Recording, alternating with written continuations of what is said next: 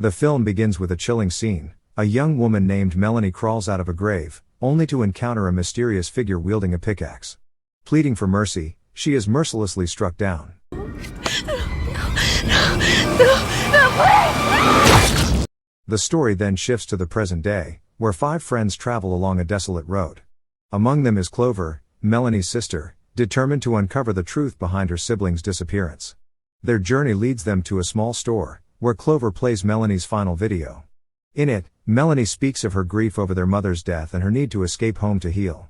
Megan, gifted with psychic abilities, suggests the group join hands to connect with Melanie's lingering energy. Just as they begin, the blare of a truck's horn shatters the silence. Inside the store, Clover shows the cashier a photo of her sister. He warns her that she is not the first to search for answers. Those who enter Glor Valley never return. Outside, Abe, Nena's boyfriend, questions the group's true purpose, realizing Clover's intent is to find Melanie. He cautions that such quests often end in disaster. Clover, however, returns resolute, claiming she knows where Melanie vanished. The group presses deeper into the woods as a storm intensifies. Though some argue about turning back, Abe insists they continue. Suddenly, the storm clears, revealing a yard overshadowed by a dark cloud above a house.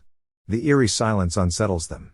Clover and Max remain outside, observing the strange boundary between storm and calm, while Abe, Nena, and Megan explore inside. Within the house, they discover relics from the 1990s, a sand timer and a guest book. As Nena flips through the pages, she finds Melanie's name. At first, the handwriting appears normal, but the final lines dissolve into frantic scribbles, suggesting something terrible occurred. Abe records everything on his phone and uncovers a poster filled with missing persons, Melanie among them. Outside, Clover spots a figure resembling her sister and rushes into the storm. Max pulls her back, and the group reunites, debating the strange events. Suddenly, the sand timer flips on its own and begins to count down. A loud banging echoes outside, and they discover their car has been moved to the storm's side of the compound. Panicked, they retreat indoors. With no phone signal, Clover searches for alternatives. In the basement, she finds a dead landline, while Megan uncovers an old radio emitting only static. Upstairs, Abe investigates a crash but fails to return. When Nena enters the room, she discovers Abe's mutilated body. Her screams alert the others. Max arrives, only to witness the killer in Nena's lifeless form. He flees, warning the group to hide. As they crouch in terror, the killer passes by. Max seizes the moment, attacking with a chair, but it shatters. He attempts to use a broken leg as a weapon, but the killer drives it through his eye, killing him instantly. Megan is dragged from her hiding place and brutally beaten. Clover emerges, stabbing the killer, but the attack has no effect. She flees into the woods, where she encounters a figure resembling Melanie. Distracted, she is impaled from behind by the true killer and collapses. In the final moments, the sand timer resets, and time rewinds, leaving the nightmare to begin again. The group is dragged back to the moment that first triggered the nightmare, returning with the same injuries and scars, condemned to relive their deaths again and again.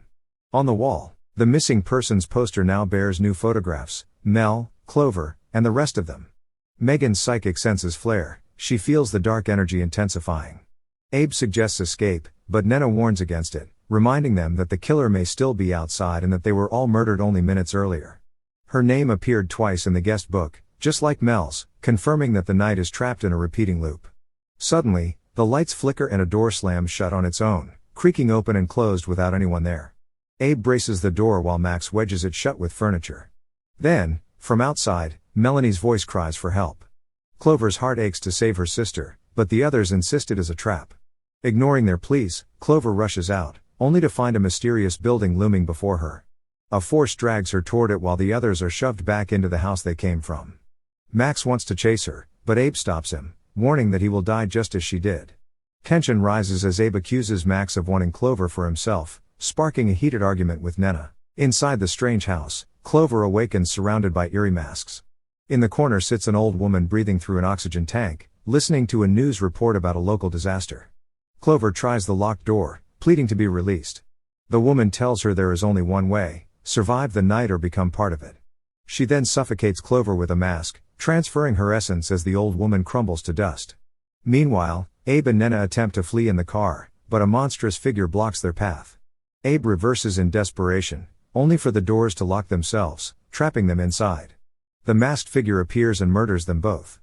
Max eventually reaches the building, finding a room filled with old toys. A chair swings by itself, stirred only by the wind. He turns, only to be slashed by Clover, now wearing a mask. Staggering outside, she is struck by Abe's jeep, driven by the killer.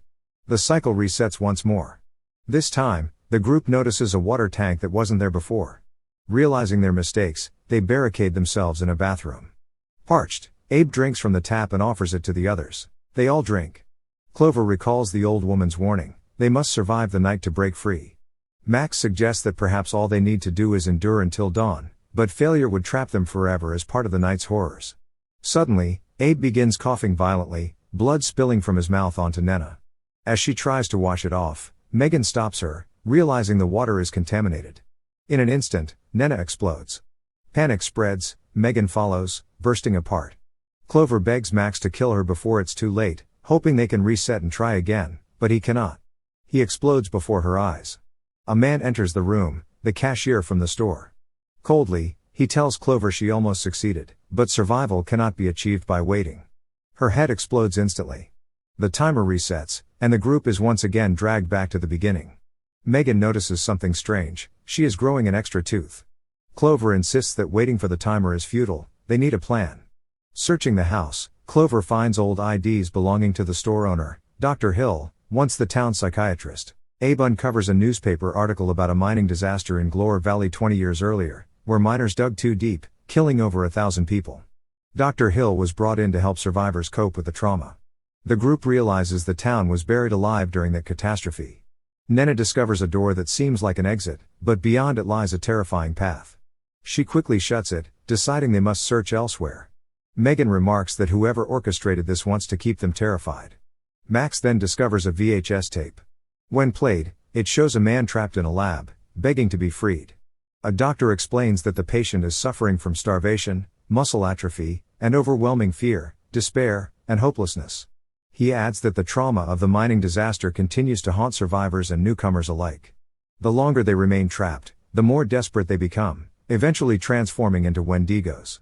Suddenly, the radio crackles to life with Hill's voice. He tells them there is a way out, but it comes at a price: one of them must die for the rest to escape Glor Valley. Clover refuses to sacrifice anyone. Determined to find another solution, she discovers a town map and identifies where she believes Hill is hiding. She demands to confront him face to face. Hill agrees, but only if she comes alone. Abe supports the idea, noting they have only 4 nights left and that no one in the registry has survived beyond 13 signatures. Clover reluctantly agrees. Hill reveals he is in the woods with her sister. The others try to stop her, but Abe steps aside, reminding them they cannot keep dying endlessly. He also reveals that Clover has attempted suicide twice this year. Enraged, Nena impales Abe with a pickaxe, furious that he encourages Clover to pursue her sister. She orders Megan and Max to follow Clover while she remains with Abe's lifeless body. Meanwhile, Clover wanders into the woods and is caught in a trap, pulled into a dark shadow. Megan and Max follow her trail with a flashlight, determined to find her. Suddenly, goo drips onto Megan's shirt. Looking up, they are horrified to see a Wendigo above them. They sprint toward the house, but Megan stumbles, crashing through glass that reveals a buried building beneath. Each movement cracks the surface further, threatening to plunge her into the darkness below. Max reaches for Megan's hand, trying to pull her up, but a Wendigo pounces. Both Megan and the creature plunge into the underground building, where the monster drags her body into the shadows. At the same time, another Wendigo appears before Nena and Abe, mercilessly slashing them to death. Still searching, Max discovers Clover alive but trapped. Out of the darkness emerges Mel, now transformed into a terrifying Wendigo. Before she can strike, Max seizes a mouse trap and slams it onto her face, buying them just enough time to flee deeper into the woods. Clover pleads with Max to end it, promising they will return and fix things in the next cycle. Hesitant, Max finally slashes her. Left alone, he drinks a few drops of water and explodes in front of Mel. Clover awakens once more, the cycle beginning again. Abe soon feels something strange on his back. When he shows the others, they are horrified to see signs of mutation.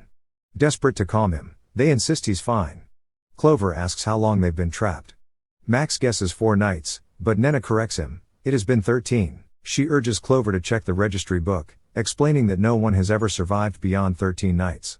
This one must be endured if they hope to escape alive. Looking out the window, Clover sees a row of gloomy houses that hadn't been there before. She realizes they cannot remember what happened in previous cycles. Megan is missing, and only Abe recalls anything. He has been recording their experiences on his phone. In one video, a claw wriggles across Clover's face, transforming her into a monster. Other clips show their repeated deaths. The final recording reveals Megan following Dr. Hill, hoping to uncover his secrets and perhaps find a way out. A siren wails outside. Through the window, Wendigos approach. The group arms themselves and decides to search for Megan, forcing them through the doorway they had previously feared. The passage leads to the sunken village mentioned earlier. Inside one building, they spot a Wendigo rummaging through remains. Holding still to avoid detection, they are discovered anyway. Clover quickly traps its leg with a pickaxe, allowing them to escape. In a nearby room, the masked figure crashes through the roof as the creature lunges at Clover. Max urges her to find Megan while he distracts it. Together, Max and the others battle the Wendigo, finally killing it with a hammer to the skull. Meanwhile, Clover faces Melanie once more. This time, she is prepared, shoving Mel onto an iron bar and killing her instantly.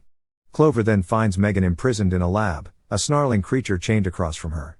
Searching for the key, Clover enters the next room, only for Dr. Hill to slam the door shut. Reading her file, he reveals she has been an intriguing patient, plagued by severe depression, extreme anxiety, and 2 failed suicide attempts. He explains that every monster in the valley is a manifestation of her fears. As he corners her, Clover notices a leaking pipe. She discreetly fills his coffee mug with contaminated water and places it back on his desk. Meanwhile, Abe, Nenna, and Max are pursued by a horde of Wendigos, while Megan panics as the chained creature begins to break free. Seconds after drinking the tainted coffee, Dr. Hill grows ill. Realizing what Clover has done, he lunges at her, but she shoves him away, and he explodes. Clover seizes the key and rescues Megan just before the Wendigo escapes. Together, they slam the door shut and flee, though more creatures give chase. With time running out, they spot an opening and sprint toward it. Max and the others arrive just in time, pulling them out of the hole. This time, however, the timer does not restart. The sky clears, and the endless storm finally ceases. Abe, already in his car, calls for everyone to get in so they can leave the nightmare behind.